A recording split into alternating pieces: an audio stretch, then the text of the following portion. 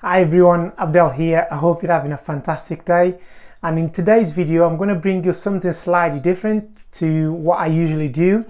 Recently, I was interviewed by Ana from Dju&Co, and we talked about employment, career change, networking. That conversation was very interesting, and I thought I'd bring that to you guys on my channel because I believe it's going to benefit quite a lot of people.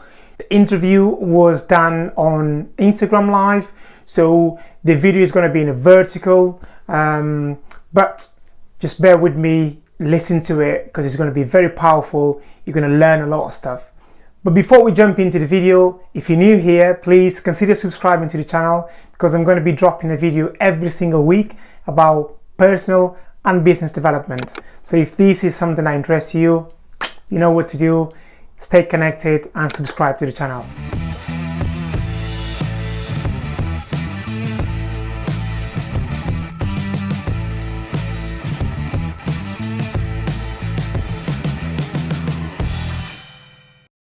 I'll do a quick intro. So today we're going to be talking about careers and employment and getting yourself ready for the post-COVID-19 world when it finally opens, especially in the UK context. And Abdel's going to be sharing some guidance tips, especially on personal development, how we can achieve that as young people, well, anyone really. So we'll just go through some questions that people submitted over the week. And the first one is, what is the best way for someone to explore what is the best career for them? That is a hard question. I mean, it's a good question, but it is very subjective.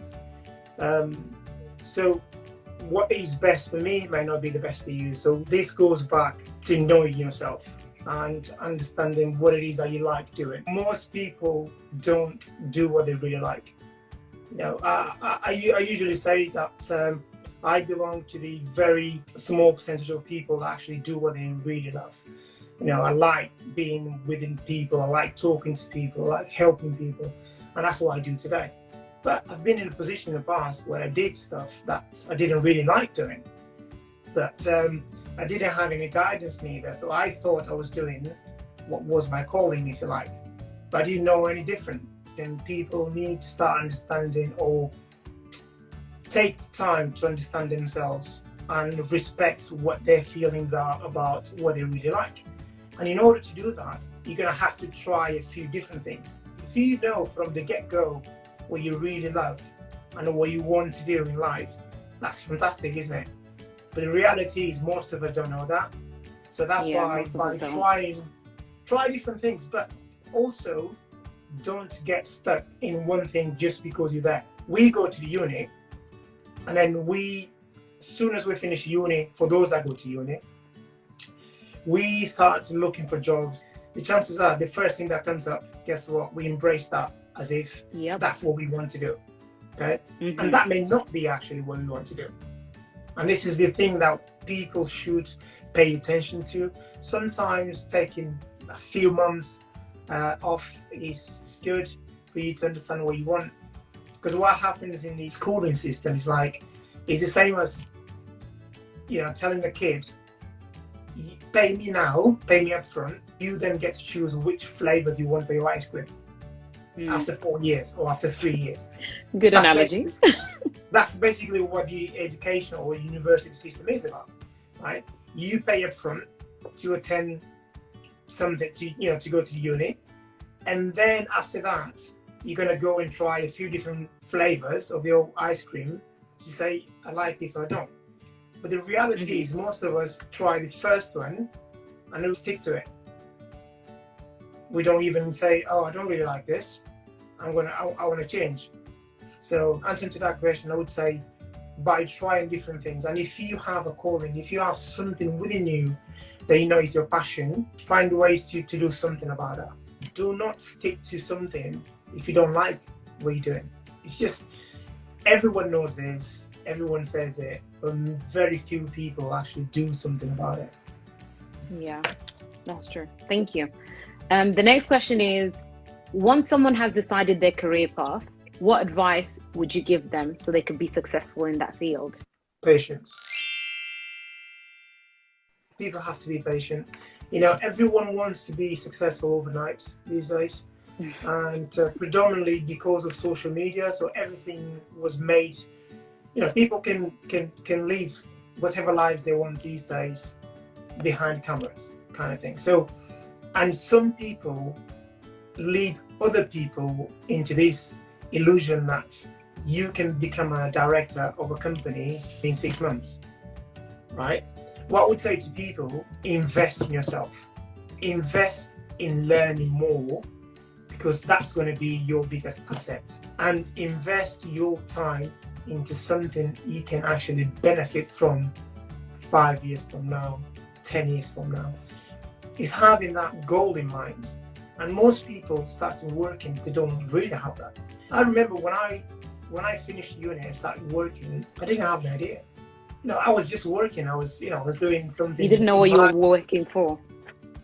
Yeah, of course no. I didn't know myself, number one. Therefore, I wouldn't know what it is I really wanted in life for myself, because I never took the time to do that. Because what we do, we all embark into this train that never stops, and we carry on going, which is you're born as a child, you go to school, you go to high school, and then you never stop, right? And then you jump into the university for those that go, and then eventually finish uni, straight into work, job. You never actually take time to stop and think what it is that you want to do for yourself, right? And that's what most people do. They don't really take time to understand that. But answer to your question, yeah, be patient, invest in learning new skills, and actually learn about what you do. Now, yeah, this is insane, but I think I shouldn't have to say this, or nobody really has to say this. But if you work in something, I'll give you an example. My past 7 to 9 years was sales-related jobs. Okay, I'm a salesperson. So going to work and not learning about sales, it's like, what am I doing here? And that's why I failed in my first sales job, because I didn't know what that was. I was trying to just pretending I was just going to go to work from 9 till 6 and go home and do nothing about work. And that's what most people think about work. They see their work as a place they go from 9 till 5, 9 till 6. That's it. And after that, they don't have to think about work again. See?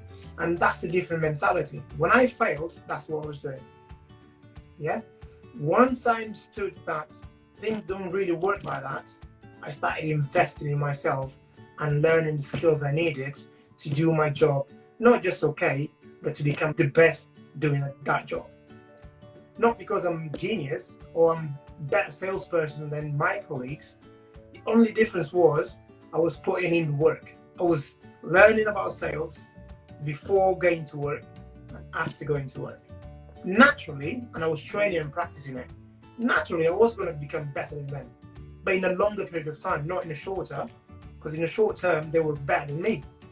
But long term, I managed to be way better than them because I put in work and I understood the psychology behind sales. They didn't. See? And I could only do that by learning, by reading, practicing, attending to seminars. And being patient. And being patient, because, things happen over time. Someone said, how do you invest in yourself when you've got kids and bills to pay? Excuse me. I think that's also an issue, because like going back to the previous question, it's like sometimes you do want to invest and you want to explore what's out there. But if you're stuck in the job because it gives you financial stability, you might not be able to let go of that. Like you said, like some people cannot let go of that because they feel as though they might be the head of the house and they can't chase. So what can you do to overcome that? Yeah, so that's a great question, actually. Number one, people don't get stuck because of that. People get stuck because they're insecure. They're afraid to change. That's why people get stuck, okay?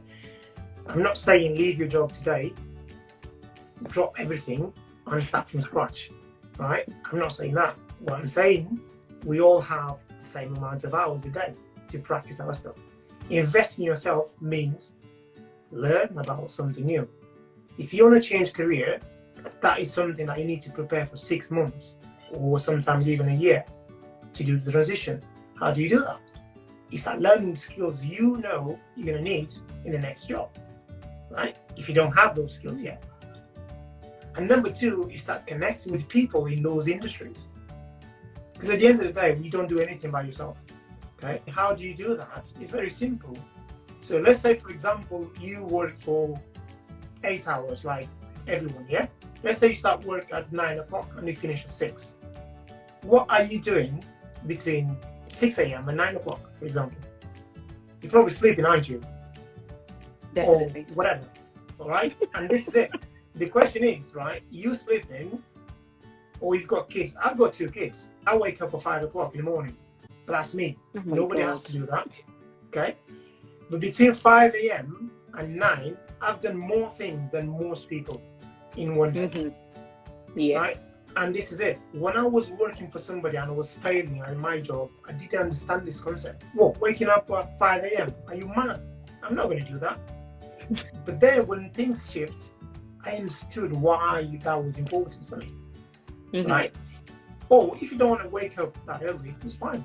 Come back from your job, do your activities at home with your kids. They go to bed, don't they? Now take 1 hour a day. That's all you need. You don't need more than that. Invest or lock 1 hour a day to learn something new every day.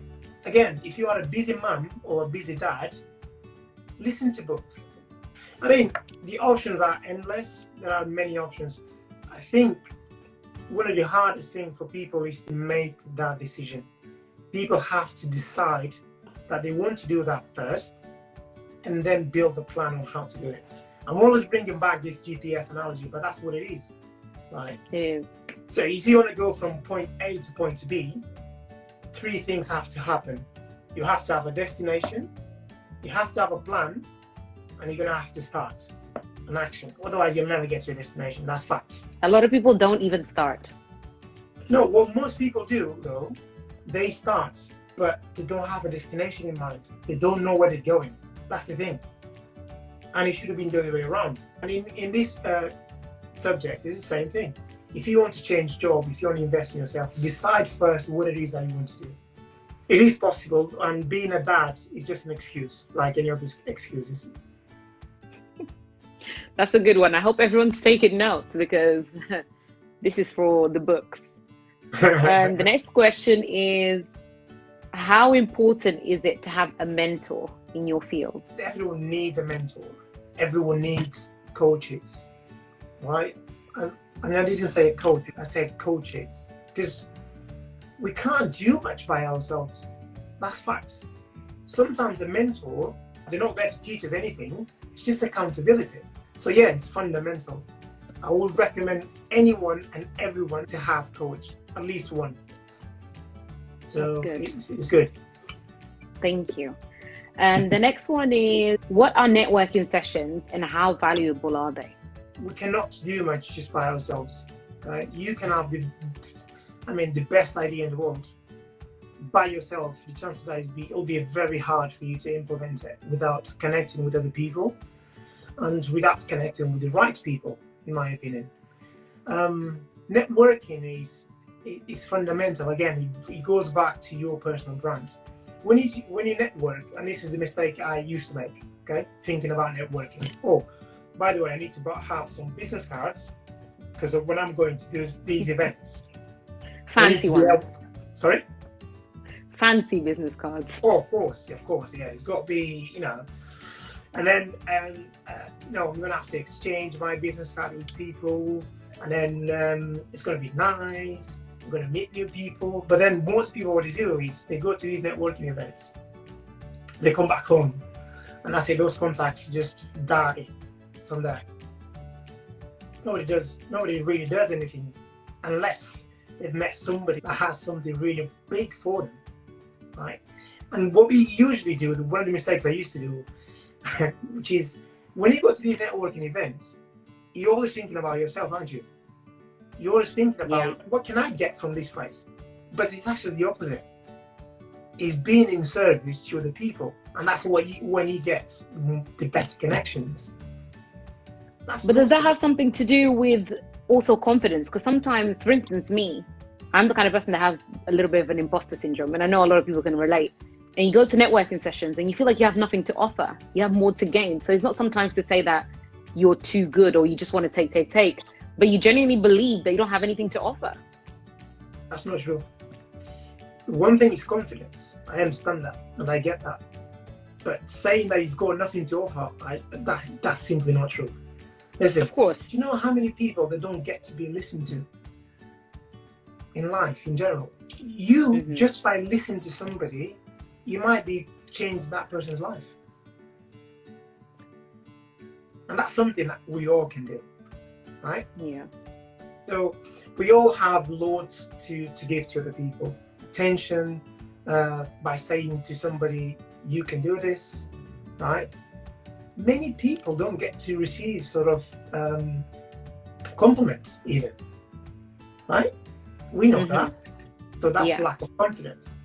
By you complimenting somebody, but when he goes home, he's going to go, wow, Anna was really nice to me today. She said something I've never actually thought, or nobody has ever noticed that I do this well. And that is simple, right? Very. And it makes a massive difference. Because, again, what we do usually, we assume that I don't have nothing to offer. Chances are I'm not going to say anything. But that's you assuming it. And it shouldn't be you assuming that. It should be the other person making that judgment, not you. But these days, we can do that online as well, which you don't really have to go to some places. As long as you understand exactly what networking means, you can do this. What we're doing now is networking. We are connecting people. So there's people commenting and putting likes and stuff like that. Some of us don't know.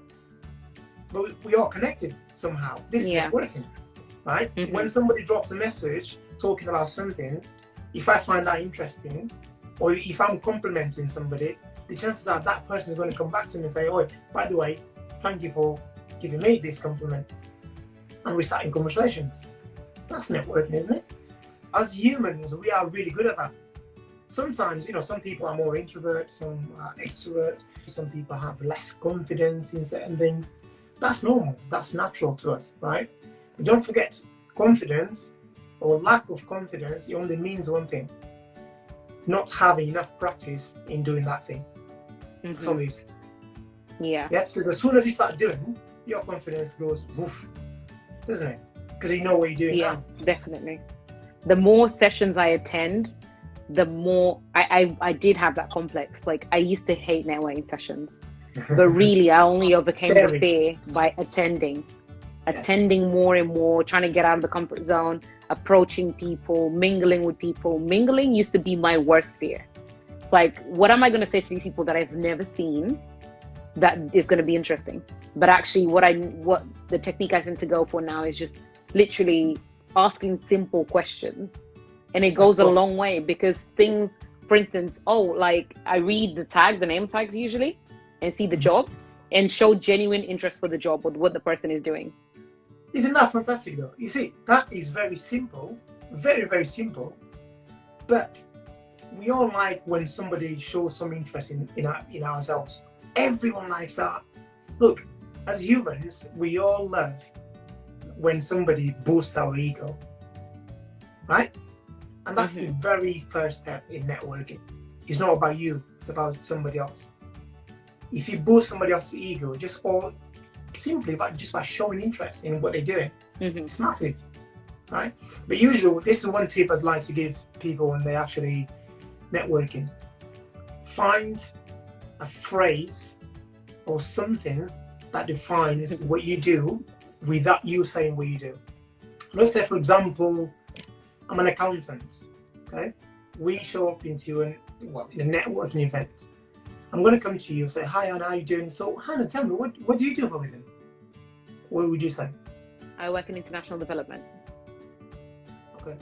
What is that? I should then explain what I do. So I work in developing countries and helping people build sustainable businesses. Okay, cool. So, let's say then you ask me what I do, and I'm an accountant, okay? So I've got two ways of doing this. Either I can say to you, I'm an accountant, and you're going to go, oh, right, you're an accountant. That's boring. Super boring. Super boring. Because you know what an accountant is. Even if I say to you, oh, I'm a sales manager, that's boring again, right? Because you know what that is. Mm-hmm. But if I say to you, I make sure people have spare money to spend on holiday. If I say that to you, you would never know I'm an accountant in a million years. Am I right? Yeah. And what that does, I know you work with money, but I don't know what you do. Yeah, and what that does, it triggers you to ask me more questions. So you're going to say, but what is that? What do you do? And then I'm going to carry on talking about that, because we communicate outside in, but we all should communicate inside out. And I explain to you what I mean by that. There's this thing called the golden circle. Have you ever heard of it? No. No. So it's a way people should communicate, and companies. And one of the companies that do that very well is Apple. Okay? Apple communicates inside out rather than outside in. That means, so let's say if we've got a circle, we've got like 3 circles, and then within the first circle is like why you do whatever you do. And then the second is how, and the other one is what. Can you see this? Yeah. Can you see that? Mm-hmm. Right, that's the golden circle, right? Most of us communicate outside in. We say what we do first. I'm an accountant. And then if somebody asks you a little bit more questions, you'll probably tell them how you do it.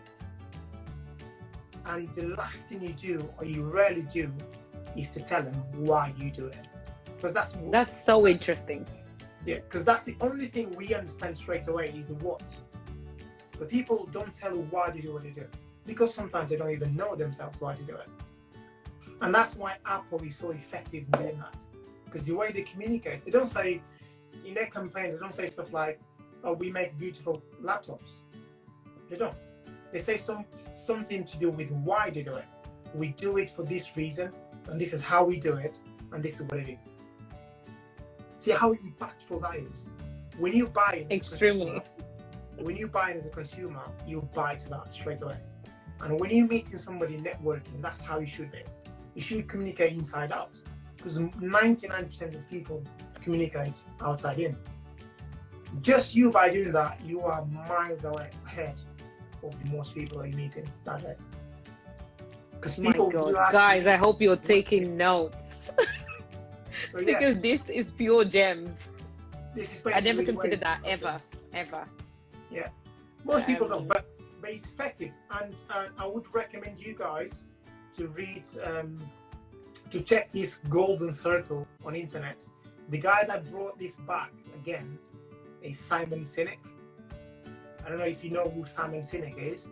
Simon Sinek. I don't think so. He's an author. He writes loads of books, and he brought back this golden circle, which is the way to communicate. Anyone, if you go to Google and just type in the golden circle, listen to that video. You'll be amazed. Did I answer to your question about networking? That answered the question perfectly. Full circle. The next question is, what is the best way to get experience in your field if no one will hire you? You just said it. Go and say, I'm here to work. I want to do it for free. But what if they don't even want you, not even as an intern? How can you, a lot of the things I see a lot of the time, it's like, I want experience in a particular field. Like I know a very difficult field is like media. I want to go into this field. I want to work in television programming or production, and nobody will give me the experience that I need, even for free, not even shadowing. I don't believe that. You don't believe it? No, I don't believe that for a simple reason. The question is, how many times you've tried? No, the patient thing is something that we don't have, right? And the data, when I talk about data here, is having something to compare to. Okay, you cannot try 1 or 2 or 3 times and you believe you've got enough data to say this doesn't work. For you to have enough data to say something doesn't work, you have to have a minimum, and depending on the nature of the thing that you did, right? What people do, in my opinion, is they send CVs, they send emails, they send stuff, whatever. That's not enough action. So the way to do this is very simple. If you send, even it's the same thing when people are looking for jobs and trying to send CVs, it's not effective. How many people, let's say you are somebody hiring in your company, you put a post up that you're looking for somebody for a position. How many CVs are you going to receive yourself? Like loads, right? Now, in 100 CVs you receive, you probably won't have one person that's going to walk into your office and say, hey, I'm here to look for a job. I've seen this. I've sent you a CV. I decided to come back just to have a chat with whoever decides. Now, that's what we call massive action. It's not like sending CVs. Everyone is going to do that. That's why I said I don't believe that. I know that happens, okay, but I don't believe that is impossible. That's what I'm trying to say. If you try hard enough, you'll always get what you want. Always. Send CV. If that's not working, go on LinkedIn, for instance, find the person that decides that job, send them a direct message, for example. If that didn't work, find the address of the office, send a letter written by hand. Who does that these days? Nobody. Listen, I guarantee you, if you receive a letter at home written by hand, you're going to read that today. Because it's not normal now, is it? It's not like the normal stuff. For example, be creative with stuff like that, because it's your needs. If you need it, you need to have to find ways to walk outside your comfort zone, right? Knock on somebody's door.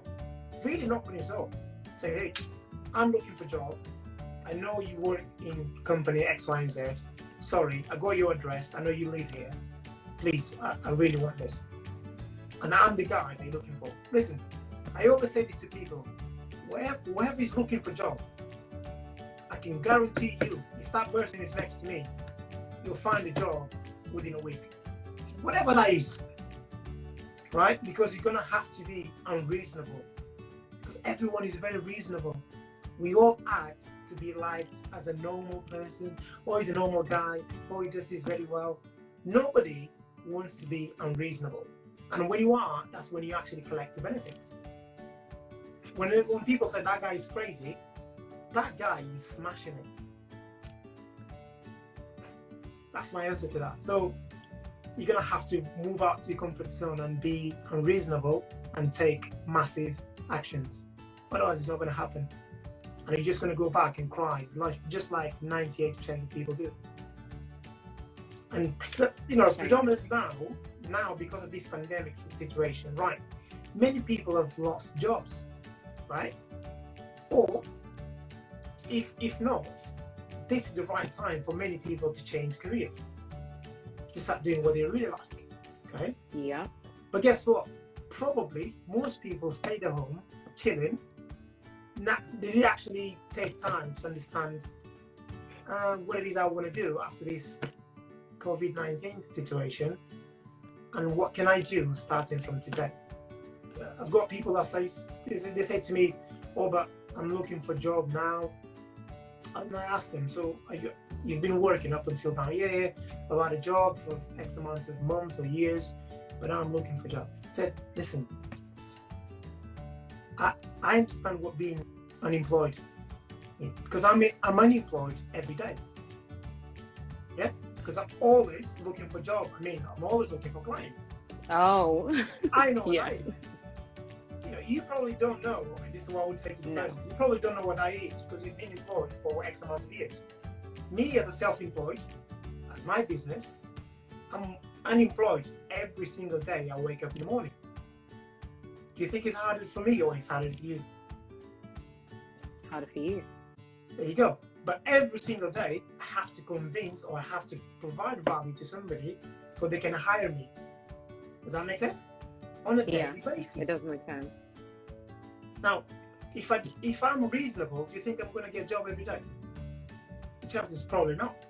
I've got to be unreasonable and I've got to do things that a normal person wouldn't do to get that job. And I have to be creative as well. So, yeah, personal branding, invest in yourself. When I say personal branding, it's not looking nice, none of that. It's how you'd like other people to perceive you when they think about you. So be patient. Thank you for that. We'll move on to the next question, which says, how can I build a strong CV? But we'll add LinkedIn to that as well. How do we build a strong CV and a LinkedIn profile? Okay, this interests me. As you know, I'm very active on LinkedIn, right? I know. Okay, so the reason why I'm active on LinkedIn is because I'm building reputation and I'm trying to be a leader in my field. For example, in my consulting business, I teach people how to build a successful LinkedIn profile. I'll go from top to bottom. Because a LinkedIn profile, it is so important that for us in sales, we see a LinkedIn profile as a sales funnel. And what I mean by that, a sales funnel, like a funnel is something like this, where at the top is crowded, right? And then at the end are the clients that come down. And this is how your LinkedIn should be seen as.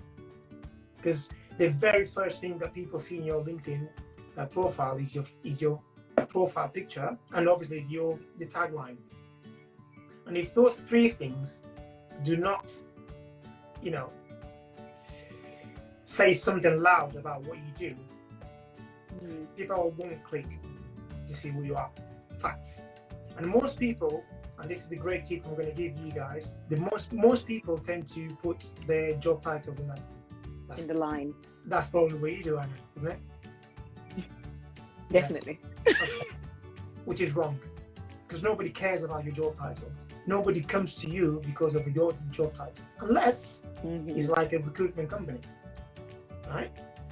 But people want to know what you do on a daily basis. And that's why when I met you, networking, like the example we were given, you were telling me what you do, not the whys, nor the hows. Because that's what really matters at the end of the day, not what you do. If I say to somebody, I'm a CEO of my company, so what? There's millions of CEOs. What do you do? Don't just say I'm a CEO, I'm this, I'm that. That's fine, that's okay. Tell people what you do and for whom you do them.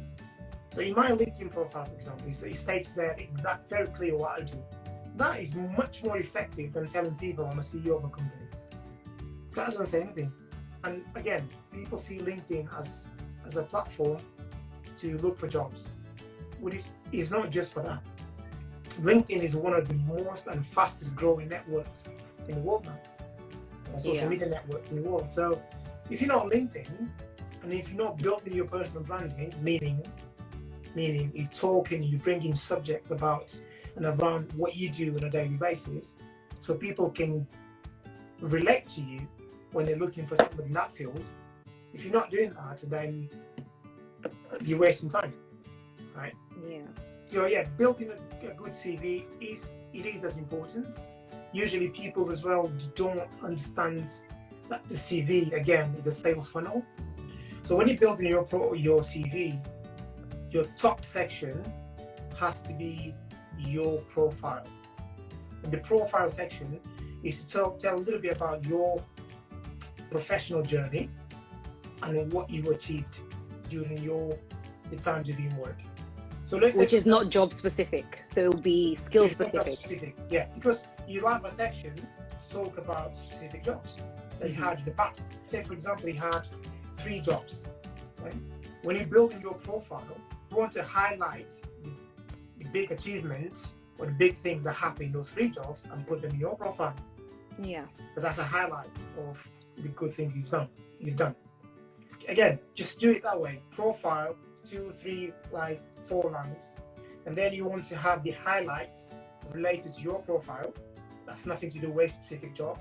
And then you can jump into actually your experience, where you worked, and give 1 to 2 lines what you've done in that role. I always give the website of that company. And I like always. Oh, that should be in the CV. Yeah, always. If you worked at this company, that company, make sure you have the website or an address of that company. Okay? Because these guys don't look where you've been to. And that alone could be the reason for you not actually finding a job. Because that alone is reputation. If you work for a company that's very relevant in a industry, people want to know that. And sometimes the person looking at your CV, you might not be familiar with that company, right? But if they click on a website, they're going to have the wow factor. And if they do that, they want to bring you in for an interview. Preparing to have a great CV and neglecting preparing for interviews, it's a killer. You can't do that. You lose. You lose, yeah. Because that, again, is an impact. You want to have a great impact. Whenever you walk in somewhere for the first time, impact. And I know I'm going to pull this a little bit to my side into styling and fashion, because that's me. But predominantly guys, right? Because you women, you're always high level, but we men, sometimes we neglect how important it is, the way we present ourselves. It is so important. Now, if you go into a job interview for the first time, your impact has got to be a wow. Otherwise, because before somebody talks to you, it's going to look at you. Yeah. Right? That's the first thing people see. Make sure it's impactful, okay? Because that talks before you even open your mouth to say anything. So that also counts. And get prepared for the interview. And so would you overdo? What would you say to people that overdo it? Because I've seen situations where somebody says, I want to be myself. And if I'm myself, I have to dress on how you see me on a day-to-day. How do we separate being yourself than to fit in the environment that you're trying to get into? Give me an example, because you've got an example in your head. I was listening to a podcast, and there's this one guy that went to an interview in a tracksuit. And he went in a tracksuit because he said he knew the value that he had, and he knew that what he wore wouldn't define whether he got the job or not. He was very confident that he was going to get it, and he did get it. But I wouldn't advise anyone that I know to go to a job interview in a tracksuit, for instance. Well, it depends. If you're applying for an office job, not for Nike. So this is it. Because the opposite is also true. If you are applying for jobs like in a shop, like a sports shop, you're not going to turn up in a suit, are you? No, of course not. Some people do, yeah. Because they've got this conception as, if I'm going to a job interview, I have to wear a suit. They don't understand the context of the place they're actually going, which is very important. Now, if you're applying for a job in an office, like corporate job, yes, make sure you don't turn up in a tracksuit. Yeah, of course. A suit is always nice. And I'll give you an example. Make sure you wear either a navy blue suit or grey, like dark grey kind of suit. These two are the perfect ones. Do not go with black suits. Do not go with like bright colors, because they talk too much. They're too loud. The black is very funeral sort of stuff. You don't want to do that. And keep it simple, but keep it significant and chic. So this is applicable for women and men? Yeah, of course, yeah. Because less is more, right? People sometimes trying to overdo it. But go simple, but go well, and have something that's going to be different. Again, be unreasonable. Because being reasonable is what everyone does. If I go to a job interview, just another guy that's going to wear a suit, if they're going to hire us just based on what we wear, I'm going to get a job 110%. Because I don't leave that to a chance. So that's important for men and in women, I guess. It's very important, yeah. 100%. The way you present yourself counts a lot. whether you accept it or not. Fact. Amazing. Thank you for that. And thank you for joining us today. I think Thank you. if you let people know where they can find you, obviously on Instagram, they can see your Instagram, but also you're very active on LinkedIn. Maybe share your name so they can look for you and connect with you. Yeah, so on LinkedIn, you just search for Abdel T Camará, and then I'm there on LinkedIn, and my face is there like big face. You can't miss me. My profile picture is exactly the same as this on my Instagram, so you won't miss me for sure. And also, I have a YouTube channel now where I do some of this stuff for people, just to inspire people and help other people achieve certain things. So my YouTube channel is all about personal and business development. So if you guys want to go ahead and check the videos, it's just www.youtube.com/Abdel Camara. And if you guys need help with anything personal development, business development, just reach out to me. I'll be more than happy to help whenever I can. Thank you for opening and being available. I think we really need this in our community, people that are already doing great things and are willing to support and send the elevator down and bring the rest of us up. We need that. So thank you so much for this. Thank you so much for having me today. It's been a massive pleasure to be here. And thank you everyone for watching. Thank you very much. I hope you enjoyed this video, and if you have any questions regarding the content on that interview, please leave your comments below using the hashtag HeyAbdel, and I'll be more than happy to answer to every single one of your questions. If you need any help building your CV or your LinkedIn profile, just check the link below. I have my calendar link in there. Book your free 20 to 30 minutes consultation call with me, and I'll be more than happy to help. So go ahead, subscribe to the channel, give me a thumbs up, share this video with your friends and family, and I'll see you in my next video. Peace.